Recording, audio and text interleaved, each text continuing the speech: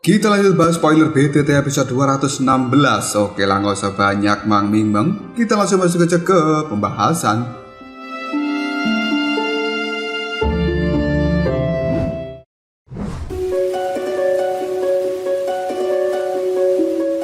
Sun Er dan juga yang lainnya, mereka juga telah melihat pohon kuno yang berada di kejauhan. Banyak suara kemudian keluar dari dalam mulut mereka. Pohon kuno bodhisattva. Benda ini yang hanya ada di dalam legenda adalah sesuatu yang bahkan mereka berasal dari klan kuno tidak pernah melihatnya dan hanya mengetahui dari beberapa buku catatan kuno. Xiao kemudian bergumam, sungguh pohon yang besar. Meskipun jarak mereka cukup jauh dari pohon kuno bodhisattva, namun mereka masih bisa merasakan betapa besarnya pohon itu. Bayangannya bahkan menutupi seluruh tanah yang ada di hadapannya. Dan pohon ini tampak seperti monster kuno yang telah berdiri di antara langit dan bumi. Perasaan yang sangat tua juga berpengalaman terpancar dari dalamnya. Xiao pun mulai menekan keterkejutan yang berada di dalam hatinya. Dia melambaikan tangan sambil mengatakan, anggota dari klan Hun mungkin sudah ada di depan sana. Mari kita harus segera maju. Setelah mengatakan hal tersebut, Xiao segera bergerak yang langsung diikuti oleh kelompok Sun Er, Cailin, dan juga yang lain. Tiba-tiba saja beberapa keributan kali ini juga langsung terdengar dari arah belakang. Beberapa kelompok telah baru saja tiba di tempat ini, yang tidak lain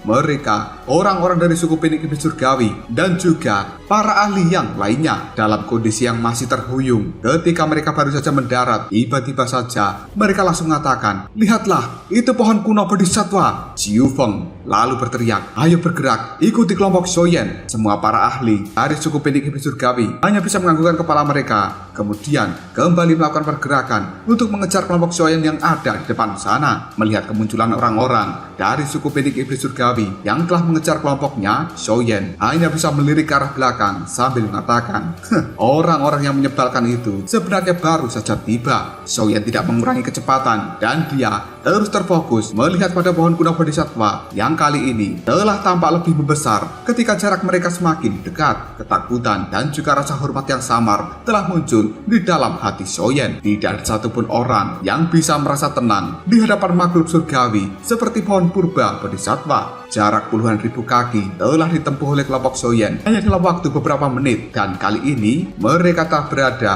sekitar 1000 kaki dari pohon kuno bodhisattva. Sekelompok orang telah berdiri di depan sana yang cukup jauh dari Xiao. Melihat kelompok ini, Xiao hanya mengatakan sebenarnya mereka merupakan kelompok Hunyu. Dia kemudian menoleh pada kelompoknya sendiri dan kemudian memberikan peringatan, semuanya hati-hatilah, perlambat kecepatan kita. Setelah mengatakan hal itu, kelompok dari Xiao pun maju ke depan dengan cukup lambat. Mereka pada akhirnya berhenti dengan jarak yang tidak jauh di belakang Hunyu. Berada dalam jarak yang cukup dekat dengan pohon purba bodhisattva tidak diragukan lagi, membuat semua orang terkejut karena pohon ini tampak seperti pilar yang menjulang tinggi dan juga menopang langit. Batangnya memancarkan aura kuno dan cabang-cabangnya benar-benar besar, bahkan bisa menutupi setengah kota. Gelombang demi gelombang udara segar yang cukup kaya kini telah disebarkan dari pohon kuno bodhisattva. Hal ini menyebabkan langit terkadang akan membentuk beberapa fenomena yang cukup misterius. Sinar matahari yang ada di langit pun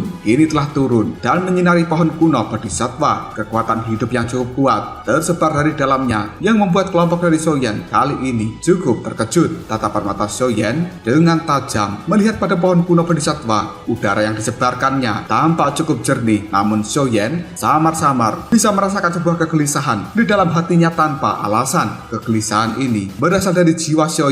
Dia memang tidak bisa mendeteksi bahaya secara langsung karena kegelisahan yang dia rasakan terasa tidak jelas. Namun sesuatu seperti ini akan membuat Xiao segera melonjakkan kehati-hatiannya. Xiao mengungkapkan ekspresi yang cukup aneh yang kemudian dia mengatakan, harta karun alam seperti pohon kuno bodhisattva ini bisa menempati peringkat ketiga teratas di seluruh benua Doki. Tidak mungkin jika itu tidak memancarkan bahaya apapun. Selain itu, jika pohon kuno ini benar-benar bertahan selama bertahun-tahun yang tidak terhitung jumlahnya, seharusnya dia sudah membentuk kesadarannya sendiri. Tidak diragukan lagi, menurut Xiao pohon kuno bodhisattva saat ini menjadi salah satu makhluk yang paling menakutkan di seluruh benua Doki. Bahkan orang-orang yang ada di tempat ini bukan tandingan dari pohon kuno bodhisattva. Tidak lama kemudian, di belakang kelompok Shoyenki telah muncul orang-orang dari suku Penik Iblis Surgawi serta beberapa kelompok yang lainnya. Mereka melihat pada kelompok Shoyen dan juga Hunya yang hanya bisa terdiam. Jiu Feng secara perlahan maju ke depan. Dirinya kemudian tertawa sambil mengatakan, sangat sulit untuk bisa datang ke tempat ini, tapi kenapa kalian semuanya malah berhenti? Shoyen hanya melirik pada Jiu Feng, namun dia tidak berbicara apapun. Di sisi lain, Hunyu yang berada di barisan paling depan, tubuhnya segera berbalik. Dia mengerutkan alisnya sambil tertawa. Dia mengatakan, semua orang, pada akhirnya kalian telah tiba. Karena tujuan kita semuanya merupakan pohon kuno bodhisattva, tentu saja aku sedang menunggu kalian. Semua orang yang baru saja tiba di tempat ini hanya tersenyum ketika mendengar ucapan dari Hunyu. Mereka jelas mengetahui bahwa sebelumnya Hunyu memanfaatkan mereka demi kepentingannya sendiri, dan itu terbukti. Hunyu menjadi orang pertama yang telah tiba di tempat ini, sementara orang-orang lainnya mereka telah tewas ketika terjebak di dalam gelombang binatang buas.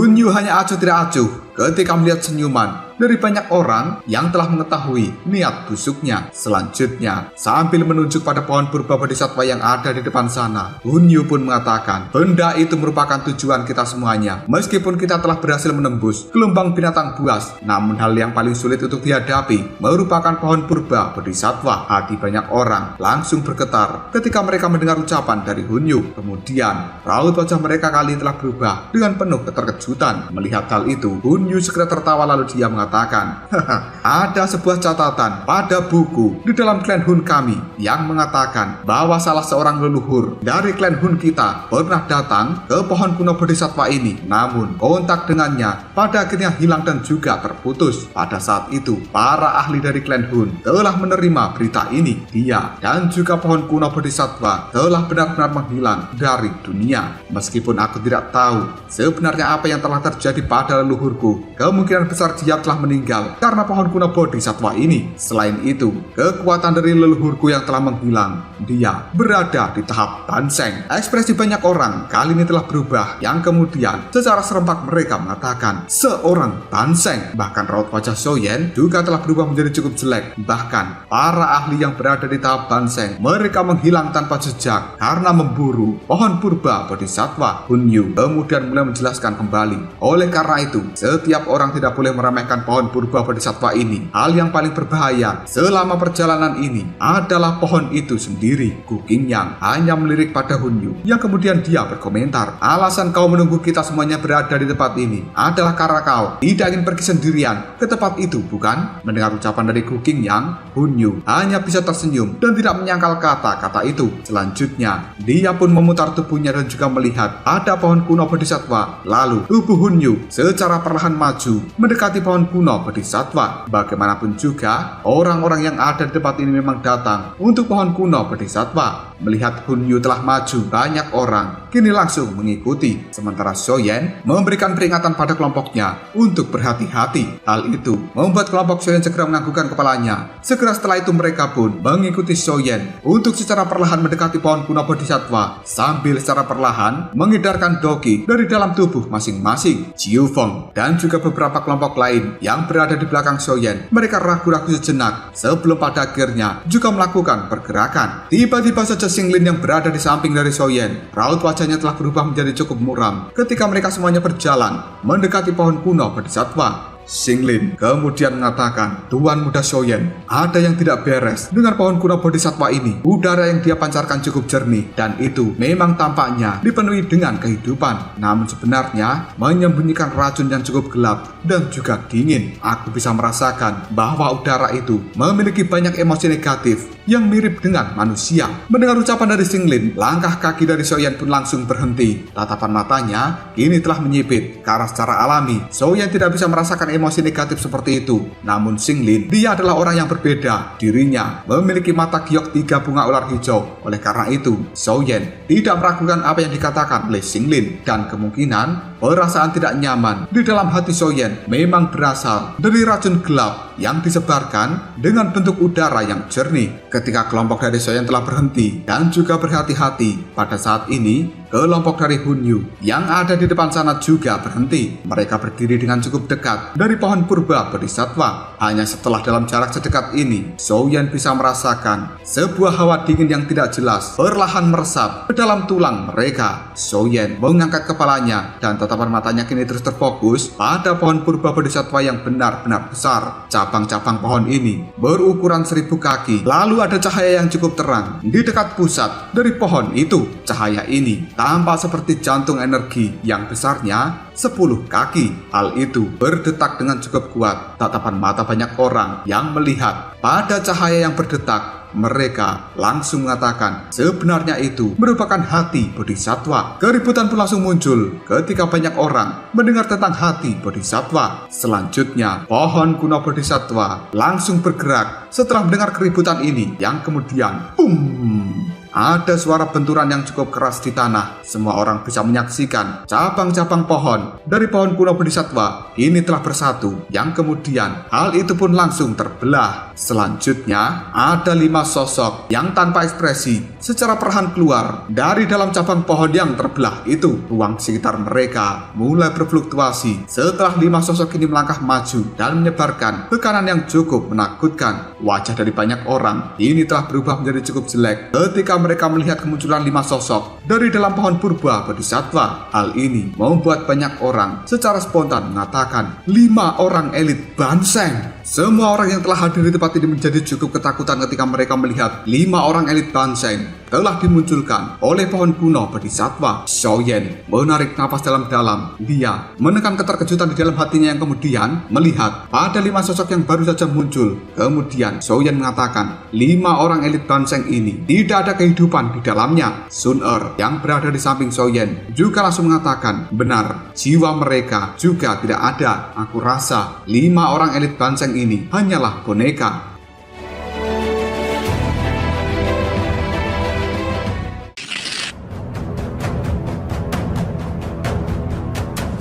Semua orang yang berada di tempat ini menjadi semakin kaget, tidak menyangka bahwa itu adalah boneka, dan tidak menyangka 5 orang elit Banseng ini benar-benar diubah menjadi boneka oleh pohon kuno bodhisattva. Keringat dingin seolah-olah telah muncul dari banyak orang yang telah hadir, mengubah 5 orang elit Banseng menjadi boneka. Siapa di seluruh benua Doki ini yang mampu untuk melakukan hal itu? Karena banyak orang menyadari begitu seseorang telah mencapai tahap dari Banseng, maka orang tersebut akan menjadi eksistensi yang cukup dekat dengan puncak dunia. Bahkan Banseng adalah kekuatan yang relatif kuat di seluruh klan kuno. Tapi para ahli di tingkat seperti itu telah tertangkap dan juga diubah menjadi boneka oleh pohon kuno bodhisattva. Adegan seperti ini tidak diragukan lagi, membuat banyak orang merasakan hawa dingin dan ketakutan luar biasa dalam hati mereka. Ekspresi raut wajah dari kelompok Hun Yu sekarang juga telah berubah menjadi cukup jelek, terutama ketika tatapan mata mereka melihat pada seorang berjubah hitam kurus di antara 5 Banseng ini. Hun Yu kemudian mengatakan, bukankah itu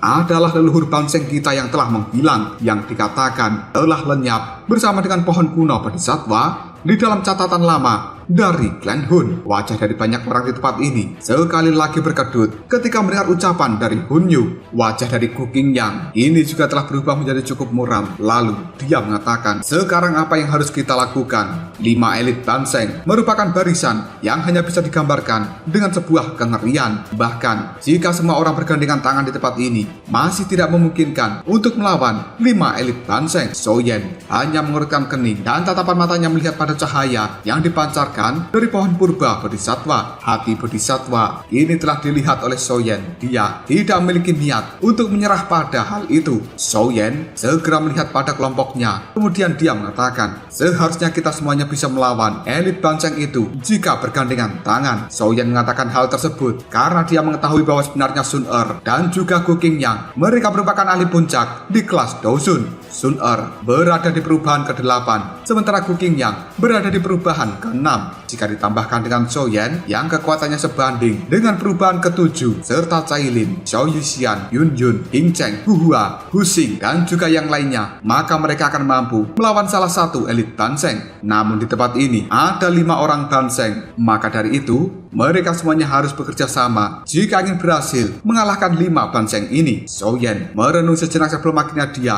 berkata pada semua orang, "Semuanya, apakah ada di antara kalian yang ingin menyerah setelah sampai di tempat ini? Dari kelihatannya, selama kita tidak maju lebih jauh, maka 5 boneka Banseng itu tidak akan melakukan penyerangan. Dengan kata lain, kita masih memiliki kesempatan untuk mundur pada saat ini juga jika ada yang mau." Semua orang pun hanya bisa mengangkat alisnya ketika mereka mendengar ucapan dari Soyen. Pada akhirnya, secara serempak, banyak orang yang telah hadir menggelengkan kepalanya. Melihat hal tersebut, Soyen pun kembali mengatakan, "Karena tidak ada satupun dari kalian yang berniat untuk mundur, maka kita harus mencoba yang terbaik dan terlibat di dalam pertarungan habis-habisan. Pihak kita memiliki 7 kelompok. Kelompokku akan memblokir salah satu dari elit Banseng itu, sementara 4 lainnya akan dibagikan di antara kalian semuanya. Bagaimana? Apakah kalian setuju dengan ideku?" Hunyu, dia pun melihat pada Soyen yang kemudian Hunyu mengatakan, "Kelompok kita bisa memblokir salah satu dari elit Banseng." Sementara Jiu Feng ragu-ragu sejenak sebelum pada akhirnya dia juga berkata, "Serahkan salah satu elit Banseng lainnya pada kelompok kita." Tatapan mata Soyen kemudian melihat pada 4 kelompok lainnya yang masih tersisa. Kemudian Soyen mengatakan, 2 Banseng lainnya akan diserahkan pada 4 kelompok yang masih ada di tempat ini.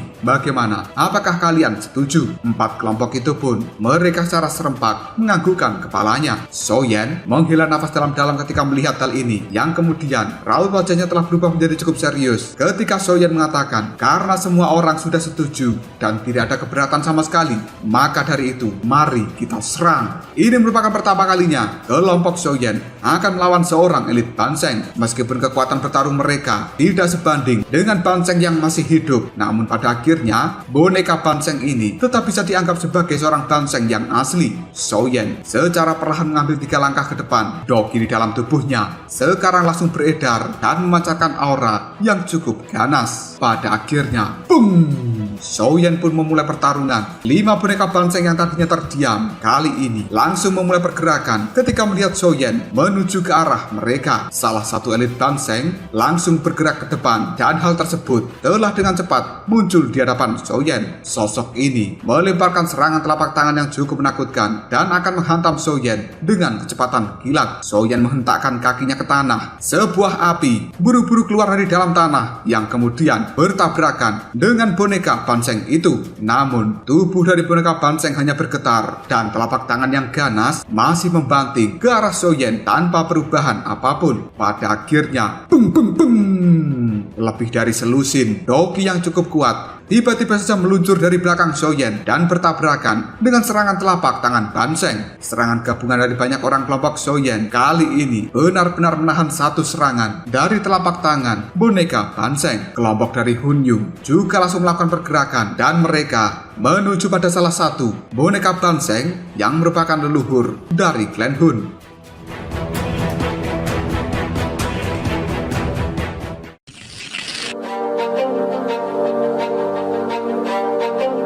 Hunyu pun melihat pada boneka Banseng yang merupakan leluhurnya, lalu dia mengatakan, "Leluhur, kita kali ini akan membantumu untuk meringankan rasa sakitmu." Ada lebih dari 10 orang dari aulat jiwa yang cukup kuat telah berdiri di belakang Hunyu. Mereka juga langsung mengeluarkan doki secara gila-gilaan, kemudian memulai pertarungan dengan boneka Banseng yang merupakan leluhur mereka. Tidak mau kalah dengan kelompok Soyen dan juga kelompok Hunyu. Kali ini kelompok Jiu Feng dan juga kelompok yang lainnya pun bergegas untuk mengeluarkan doki dan juga memulai pertarungan. Meskipun mereka semuanya yang ada di tempat ini memiliki keunggulan dalam hal jumlah, tidak ada satupun dari mereka yang merupakan seorang Banseng. Maka dari itu tidak diragukan lagi, pertempuran ini telah pecah menjadi cukup menyedihkan. Gu Hua dan juga Gu Qing tiba-tiba saja melesat turun dari udara yang kemudian boom! Serangan telapak tangan mereka menabrak dada dari boneka Banseng yang ada di bawah. Hal itu tidak membuat boneka Banseng berkutik, malahan tubuh dari Gu Hua dan juga Guking kini langsung bergetar. Selanjutnya,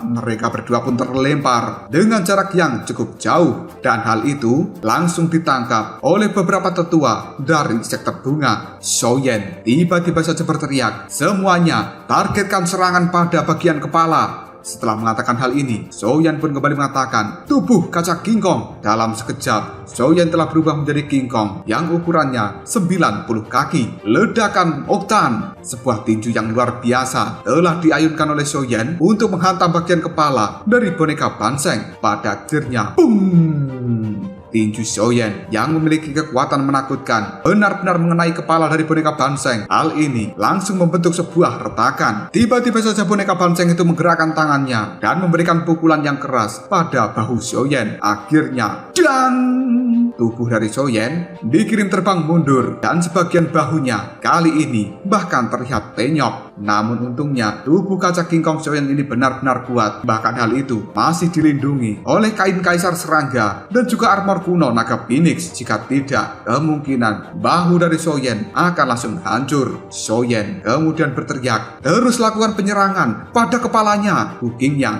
dan juga Sun Er kini telah melakukan serangan secara bersama-sama. Mereka sekarang mengatakan jari penghancur kesunyian yang hebat. Dua jari energi raksasa yang membawa aura pemusnahan pun telah turun dari langit dan kali ini memberikan tekanan pada kepala dari boneka Banseng. Di belakangnya ada Guhua dan juga Guking yang langsung menyusul menggunakan jari penghancur kesunyian yang hebat. Pada akhirnya, hal tersebut benar-benar menghantam kepala dari boneka Banseng. Detik berikutnya, langsung disusul oleh petir warna-warni yang dikeluarkan oleh Cailin. Semua orang telah bergerak melakukan serangan secara bertubi-tubi pada kepala dari boneka Banseng. Hal ini benar-benar membuat tubuh dari boneka Banseng langsung bergetar dengan hebat ketika mendapatkan serangan yang sangat menakutkan dan juga bertumpuk. Garis retakan yang ada di kepalanya telah semakin melebar sebelum pada akhirnya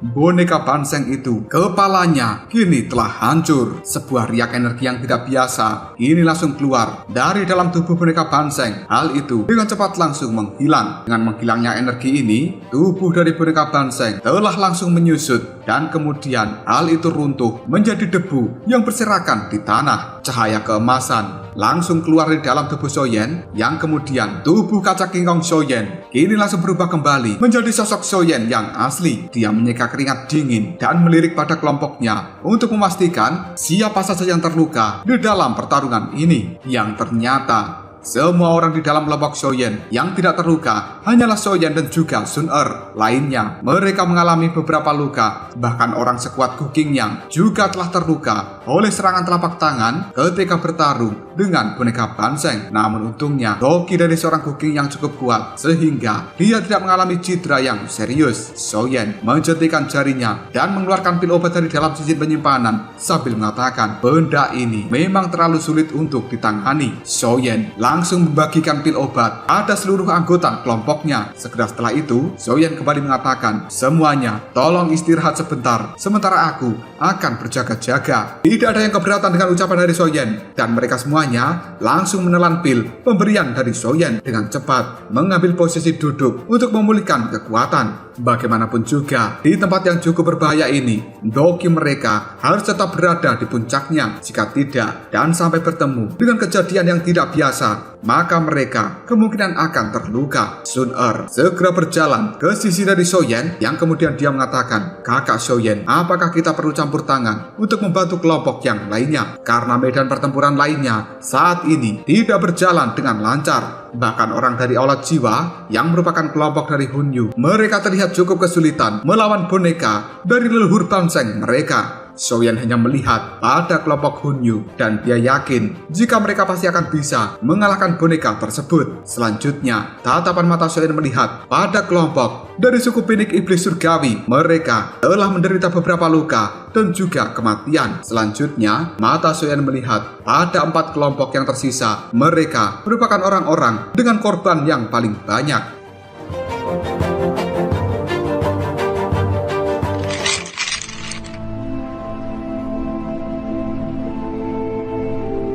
Soyen kemudian menggelengkan kepalanya. Lalu dia mengatakan, kita tidak perlu membantu mereka. Yang perlu kita lakukan hanyalah menjaga diri kita sendiri. Karena Soyen mengetahui sekarang bukan waktunya untuk menunjukkan kebaikan. Semua orang di tempat ini merupakan pesaing. Setelah mereka menghabisi boneka Banseng, kemungkinan secara diam-diam orang-orang ini yang tadinya sekutu akan langsung berubah menjadi musuh. Oleh karena itu, yang terbaik tidak berbuat kebaikan pada orang-orang seperti ini. Soyen hanya berpikir, jika sampai ada kecelakaan dan boneka Banseng itu lepas kendali lalu menyerang kelompok Soyen, maka Soyen akan langsung bergerak dan menangani masalah ini. Sun Er hanya menganggukkan kepalanya setelah mendengar ucapan dari Soyen. Dia cukup mengerti logika seperti ini. Jika kelompok Soyen turun tangan dan memberikan bantuan, kemungkinan orang-orang tersebut malah akan meluncurkan serangan secara diam-diam untuk menghabisi kelompok Soyen. Selanjutnya, tatapan mata Soyen kembali melihat pada pohon kuno bodhisattva. Lalu dia mengatakan, apakah yang berada di pohon kuno bodhisattva itu? Yang bersinar dan juga berdetak merupakan hati bodhisattva yang legendaris. Karena Soyen bisa merasakan cahaya dari hati bodhisattva telah dipenuhi dengan kekuatan hidup yang cukup mengejutkan. Selanjutnya, Soyen kembali mengatakan, pohon kuno bodhisattva ini bahkan lebih aneh daripada apa yang telah aku duga. Boneka Banseng, mereka sebenarnya merupakan seorang elit Banseng yang asli ketika masih hidup, tapi mereka semuanya pada akhirnya diubah menjadi boneka. Bahkan mereka dengan kekuatan Banseng tidak mampu menghadapi pohon purba bodhisattva ini. Sepertinya kita semuanya harus berhati-hati. Jika tidak, maka kita tidak akan bisa mendapatkan harta itu, dan mungkin malah kita semuanya yang akan kehilangan nyawa. Detik berikutnya, boom! Ada sebuah suara ledakan yang cukup keras. Hal tersebut membuat Soyen segera menoleh, yang ternyata berasal dari kelompok Hunyu. Kali ini, kelompok dari Hunyu telah berhasil mengalahkan boneka Banseng dari leluhur mereka. Kepalanya juga telah dihancurkan dan berubah menjadi ketiadaan. Hunyu hanya bisa menghela nafasnya dalam-dalam ketika dia menghancurkan kepala dari boneka leluhurnya sendiri. Setelah itu, Hunyu mengangkat kepalanya dan dia melihat pada Soyen sambil tersenyum dengan cukup ramah. Namun Soyen malah merasakan kehati-hatian dengan senyuman dari seorang Hunyu. Setelah menghabisi boneka dari leluhurnya, kelompok Hunyu kini tiba-tiba saja mengambil posisi duduk bersila dan mereka memulihkan Doki di dalam tubuhnya. Jelas saat ini, kelompok Hunyu juga telah mengalami kelelahan yang luar biasa akibat pertempuran besar melawan leluhurnya. Sekitar 10 menit kemudian, suku Benik Iblis Surgawi juga telah berhasil menyelesaikan pertarungannya. Ekspresi di raut wajah Jiu Feng ini telah berubah menjadi cukup muram. Dia pun menendang mayat boneka Banseng, kemudian mengatakan, benda sialan. Karena sebenarnya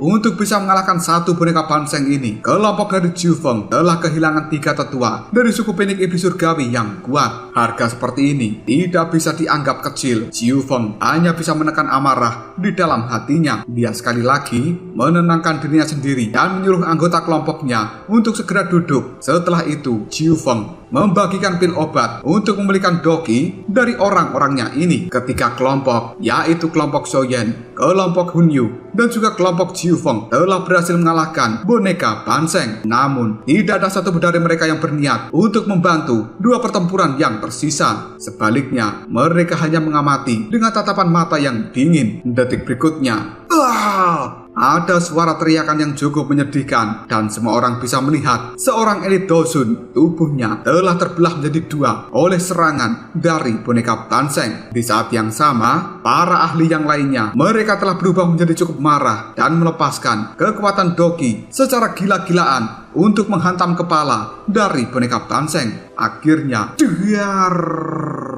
kepala dari boneka Banseng itu pun meledak dengan keras dan gelombang energi ledakannya telah menyebar. Hal tersebut membuat beberapa para ahli langsung memuntahkan darah segar. Mereka benar-benar menderita kerugian hanya untuk bisa membunuh satu boneka Banseng. Tatapan mata dari banyak orang sekarang langsung melihat pada pertempuran terakhir dari kelompok lainnya yang belum berhasil membunuh satu boneka Banseng yang tersisa. Yang bisa mereka lihat, orang-orang itu telah berjuang sekuat tenaga dan bahkan 5 orang di dalam kelompoknya telah meninggal. Kelompok terakhir ini merupakan yang terlemah, namun pada akhirnya mereka berhasil mengalahkan boneka Banseng dengan harga yang cukup mahal. Akhirnya, 5 boneka Banseng telah benar-benar dikalahkan dan semua orang kali ini bisa beristirahat dengan tenang untuk beberapa waktu. Selanjutnya, secara perlahan mereka membuka matanya dan aura di dalam tubuh masing-masing telah hampir pulih sepenuhnya setelah mengonsumsi pil obat. Tatapan mata Xiaoyan langsung melihat pada pohon kuno bodhisattva. Dia lalu mengatakan, situasi selanjutnya pasti akan berkali-kali lebih berbahaya. Oleh karena itu,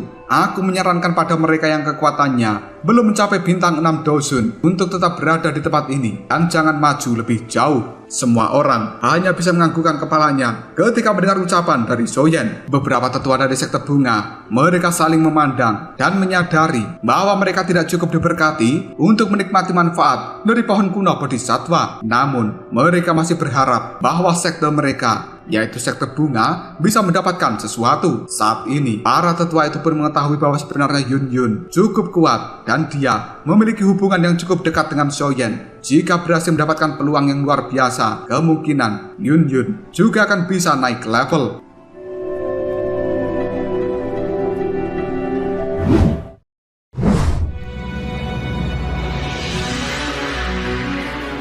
Maka dari itu, salah satu tetua dari sekte bunga kali ini mengatakan, kepala sekte Yun Yun, dalam hal ini kita akan menemani Nalan Yanran tetap berada di tempat ini, sementara Anda harus menemani kepala pavilion junior Xiaoyan untuk masuk ke dalam sana. Yun Yun ragu-ragu sejenak sebelum akhirnya dia menganggukkan kepalanya lalu mengatakan, baiklah, jika begitu kalian semuanya harus berhati-hati. Xiaoyan hanya menganggukkan kepalanya. Segera setelah itu tatapan mata Xiaoyan kembali melihat pada pohon kuno bodhisattva. Di sana ada hati bodhisattva yang terus berdetak dan juga bersembunyi jauh di dalam pohon ini. Tubuh dari Xiaoyan secara perlahan berdiri lalu mengatakan, jika sudah siap, mari kita pergi. Xiaoyan langsung bergerak. Hal itu disusul oleh Sun Er, Yun Yun, dan juga yang lainnya. Kelompok dari Jiu Feng yang telah melihat pergerakan dari kelompok Xiaoyan, dirinya juga langsung mengatakan, kita juga harus bergerak ke dalam sana. Pada akhirnya beberapa kelompok yang lainnya, mereka melakukan pergerakan untuk memasuki pohon kuno bodhisattva. Banyak orang mempercepat langkah mereka karena godaan dari pohon kuno bodhisattva benar-benar besar. Dan ketika mendekati pohon tersebut, hati semua orang bisa merasakan sebuah kecemasan yang luar biasa. Tidak ada yang tahu trik apalagi yang akan mereka dapatkan dari pohon kuno bodhisattva ini. Ketidaktahuan seperti inilah yang menyebabkan mereka merasa ketakutan. Kali ini banyak orang telah berdiri di bagian bawah dari pohon kuno bodhisattva. Mereka mengangkat kepala dan melihat pada pohon yang ada di hadapannya benar-benar besar. Tidak lama kemudian, ada sebuah cahaya terang yang tiba-tiba saja muncul dari tubuh pohon kuno bodhisattva. Hal ini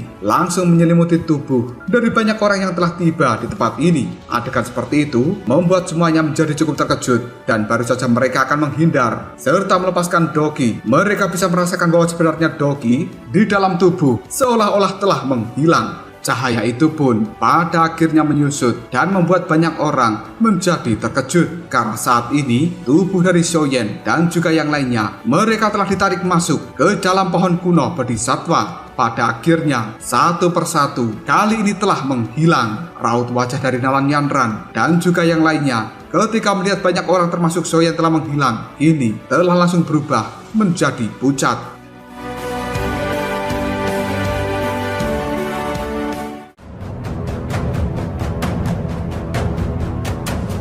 Lalu apakah yang akan terjadi selanjutnya? Hal seperti apa yang akan ditemui oleh Xiaoyan, Sun Er, Yun Yun, dan juga yang lainnya, di mana tubuh mereka saat ini telah dibawa masuk ke dalam pohon kuno bodhisattva? Jika kalian penasaran, tunggu aja jawabannya di next video Ngobrol Shop.